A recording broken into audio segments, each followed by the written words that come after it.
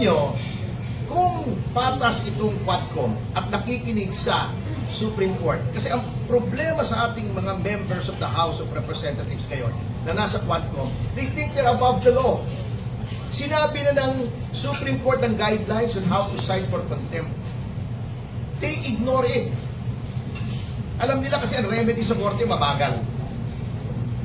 Sinabi na sa yung pati freedom of the press, sinisikil nila. Ayaw nila nakikriticize sila. Nakita niyo ba yung sinasabi ni Barbers? Akala ko pa naman, Barbers is one of the more decent ones doon sa Quadcom. Hindi rin pala.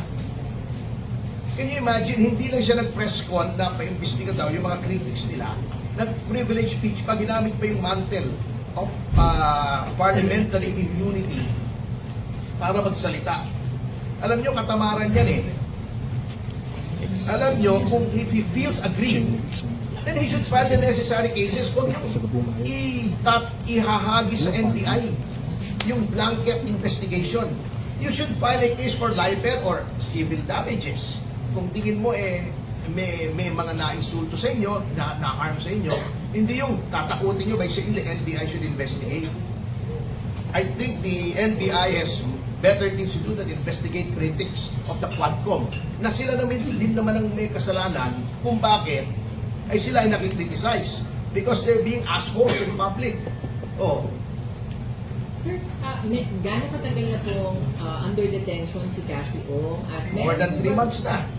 And her initial detention is illegal dahil she left the country legally.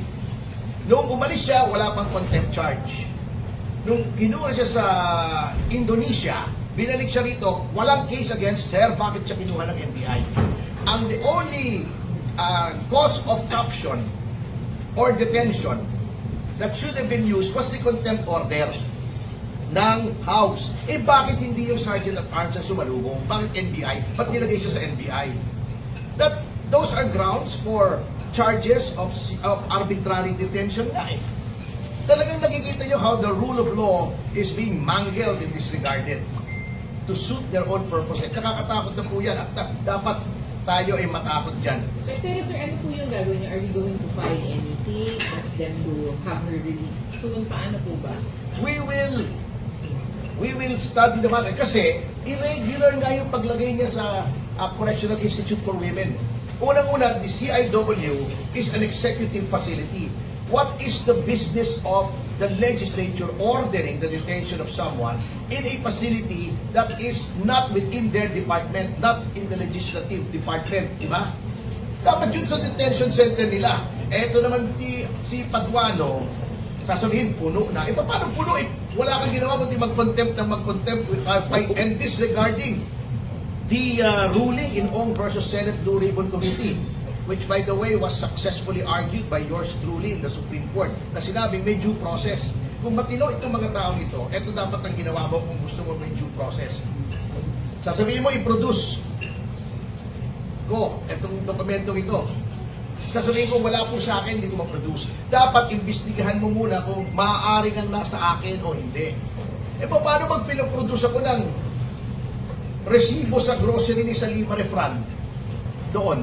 Sabi ko wala sa akin, contempt ako, iimbestigahan nyo muna kung naibigay sa akin o nasa kanya pa, to cite a very simplistic example. Ganun po dapat yun if you followed Ong versus Senate Blue Ribbon Committee. Ang problema, si Attorney Google yata nag-advise sa kanila, si Dan Fernandez, ginugoogle na lang yung batas, yun ang nagiging advice sa kanila. So talagang abuse of legislative powers nung ginagawa nila sa Lima eh.